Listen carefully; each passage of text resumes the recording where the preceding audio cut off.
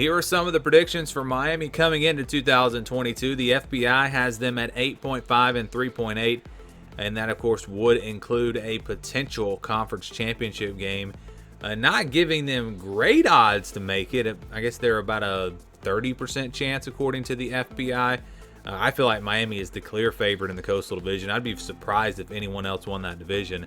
Athlon has them at 9 and 3. They do have them going to the ACC championship and then losing I think to Clemson, but 9 and 3, pretty good year. And then the over/under is at 8.5, so 8 or 9 wins. That seems to be what it's looking like for Miami based off of all these predictions. My thoughts on this team: I'm actually really high on Miami. I think they're going to have a special season this year. I think they're going to surprise some people. Some people may think I'm pretty crazy for what I'm about to do in these predictions, but I'll show you what I think. And so when you look at this Miami team, one of the big things that I think is one of the reasons why I'm so high on this team is if you go back to last year in 2021, this was one of the more experienced teams as far as returning production from 2020 in the country. They had a lot of guys coming back. Usually when that happens, you have a lot of production coming back. You maybe have a special year, and then all that experience is gone. Well, it didn't pan out that way last year. They didn't have a great year, of course. But you look ahead to 2022, and all that experience, it isn't gone. They bring a lot back again. So this is 2 straight years that Miami brings a ton of production back. They also use the transfer portal very well. They just had a pretty nice recruiting class. It kind of all is coming together, at least with the roster for Miami. And then it comes down to the coaches. Do I think Mario Cristobal is the best coach in the country? No. Do I think he's an on-the-field top 10 coach? No. I'm not that high on him in that way, but he is a great recruiter. But it's the staff. It's the staff around him. This is one of the best, I think, coaching staffs in the country. And if all the players buy in and everything, it's there. The ingredients are there, I'm telling you, for Miami to have a special season. It may not go that way. It just may not go that way because that's how it happens sometimes. But there really are no question marks when you look at the roster, every position. They're not Alabama good at every position, but they're in pretty good shape at every position. And I think they just kind of have been missing that quarterback. Tyler Van Dyke is that guy. We saw it in the second half of last season. He has a chance to be special. He has a chance to be one of the best quarterbacks in the country. If he doesn't hit that sophomore slump, I think Miami is going to have a big year. So let's get right to the predictions. This is the schedule. They'll start off with Bethune-Cookman and Southern Miss. I think we all know those should be easy wins. I think they start off 2-0. And then a big game against Texas A&M on the road, week 3. Cannot wait for this one. Some people think, well, Texas A&M, look at how talented they are. Look at the recruiting class they just brought in. They're playing at home. This is going to be a blowout. I disagree. I think Miami has a real shot in this game. When I look at the two teams, I think Miami matches up really well. Texas A&M, they're really going to rely on a lot of young players this year.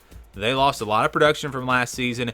Who's going to be their quarterback? Do they have a guy? Is Max Johnson that guy? He hasn't really proven a whole lot to me. I think Tyler Van Dyke has proven more than him.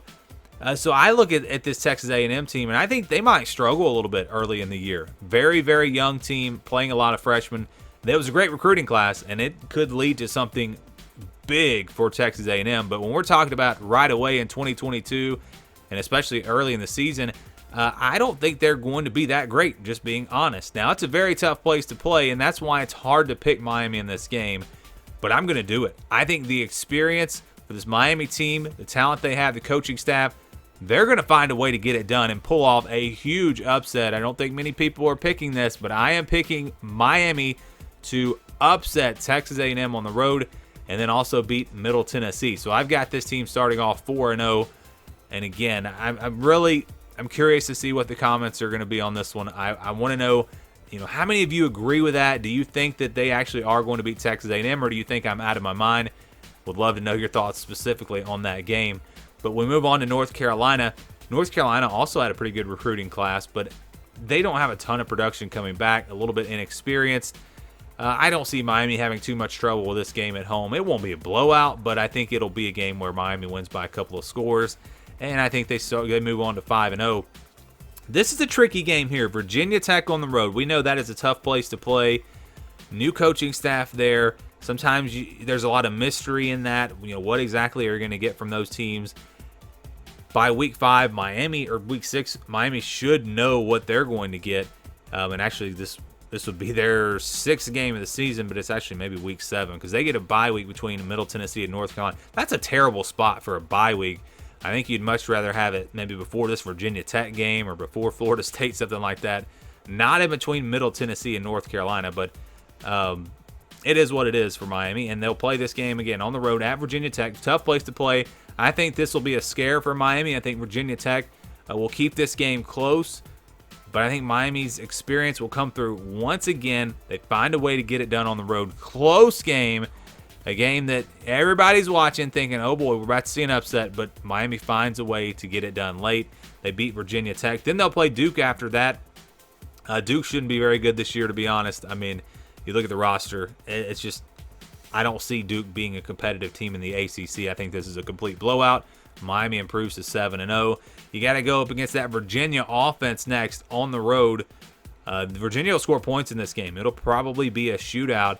And it's one Miami has got to be careful on because you've got Florida State the next week. You don't want to look ahead to that game. So I think just like Virginia Tech on the road, I think Virginia will be a close, hard-fought game. But I think Miami comes through. They beat Virginia, moving on to 8-0. Florida State next, rivalry, of course. This one's going to be good. I think Florida State is going to be good enough to where this game should be a very close game. Miami is playing at home. That'll help them out a little bit. And, again, I just think Miami is the better team. They have a better coaching staff, more talent on the roster. Because of the rivalry, I think it's very close. But I do think Miami will beat Florida State. And I've got them improving to 9-0. Georgia Tech coming up next with a big, or this is your perfect spot for a trap game. Right after a rivalry game against Florida State, you've got a huge game against Clemson the next week, who might be undefeated or have one loss at that point. So you're talking about game day at that game, one of the games of the year if you can get past Georgia Tech. And so this is the perfect spot for a trap game, in my opinion. I mean, it just is. And Georgia Tech, I don't know if they have enough to pull off an upset, but it's one you got to keep an eye on. I think it will be a pretty close game. Miami will have a scare here, but I think they're too good compared to Georgia Tech. They'll win it. It'll be close. So I'm looking at those games, Virginia Tech, Virginia, and Georgia Tech, all three on the road. If Miami's going to trip up, I think it's one of those 3 games. And if they do trip up, that's going to really mess up what could have been potentially a great season, assuming they do get past Texas A&M. Clemson coming up next on November 19th. This one is going to be a huge game. I think I have Clemson with 1 loss at this point.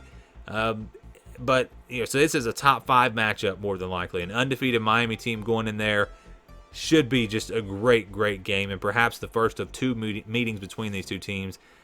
Clemson's a tough place to play, and I know they would have already gone through Texas A&M, already gone through on the road at Virginia Tech. Another tough environment here, but Clemson, I think, can match Miami talent-wise, or they're probably a little bit more talented. The quarterback position will be a big question mark for Clemson. If they get that figured out, this is going to be one of the top teams in the country. Playing on the road, I don't think Miami will be able to get this one. I think Clemson wins this one. They give Miami just their first loss of the season, and then they'll finish up with Pittsburgh. Last game of the year should be a good one. Pitt will be a good team this year. Home field advantage for Miami. It'll be enough. Tyler Van Dyke will make some plays. They'll beat Pitt in a close game. And I've got this team going 11-1. Of course, that would put them in the ACC championship and more than likely playing Clemson. So, again, when you look at this schedule, this is a risky pick because Texas A&M on the road, Virginia Tech on the road, Virginia on the road, a trap game against Georgia Tech, a good Pittsburgh team, a rivalry game against Florida State. There are a lot of games that they could lose, and I could see them going 9-3 or maybe even 8-4. But I just have a gut feeling about Miami this year. I think they're going to be that team that kind of rises up into the top 5, team that hasn't been there recently. And I've got them going 11-1 with that only loss coming on the road at Clemson.